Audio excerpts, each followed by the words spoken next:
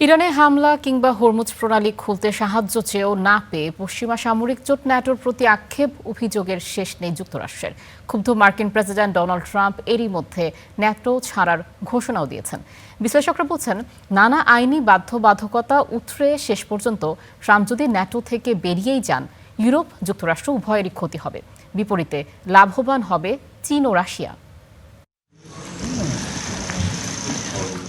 NATO পশ্চিমা বিশ্বের এক রক্ষা কবচ। ১৯৪৯ সালে আত্মপ্রকাশ ঘটে সামরিক জোট নর্থ আটলান্টিক ট্রিটি অর্গানাইজেশন বা ন্যাটোর। প্রতিষ্ঠাকালীন অন্যতম প্রধান উদ্যোক্তা যুক্তরাষ্ট্র। বিশ্বের সবচেয়ে ক্ষমতাধর দেশটি ছাড়াও মিত্র যুক্তরাজ্য, France, Italy, Netherlands, Portugal, Luxembourg সহ ১২টি দেশ ন্যাটোর প্রতিষ্ঠাকালীন সদস্য।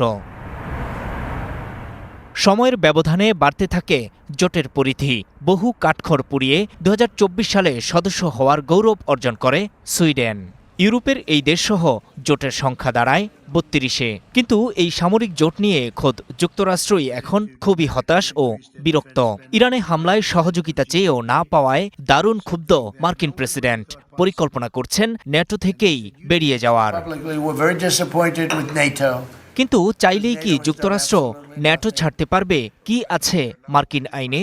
২০২৩ সালে কংগ্রেসে পাশ হওয়া আইন বলছে কাজটা সহজ নয়।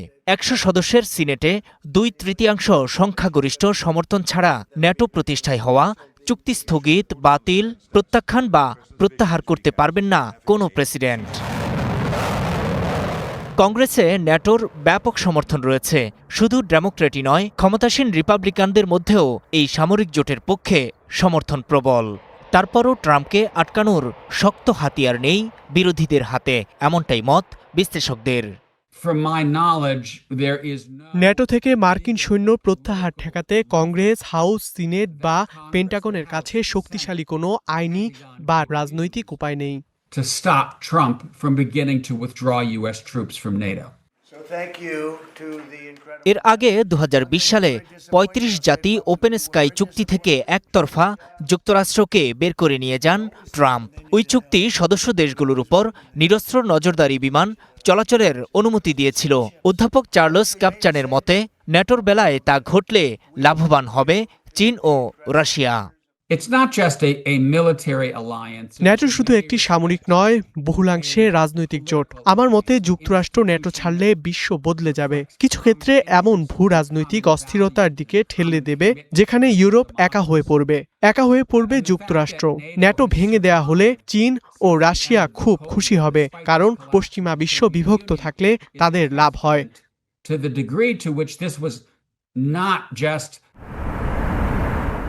প্রতিষ্ঠার প্রায় ৮ দশকে এখন পর্যন্ত ন্যাটো থেকে বেরিয়ে যায়নি কোনো দেশ। যুক্তরাষ্ট্র শেষ পর্যন্ত যদি জোট ছাড়ে, তবে তা হবে একটি বৈশ্বিক ভূ রাজনৈতিক ভূমিকম্প। নূর মোহাম্মদ, স্টার নিউজ।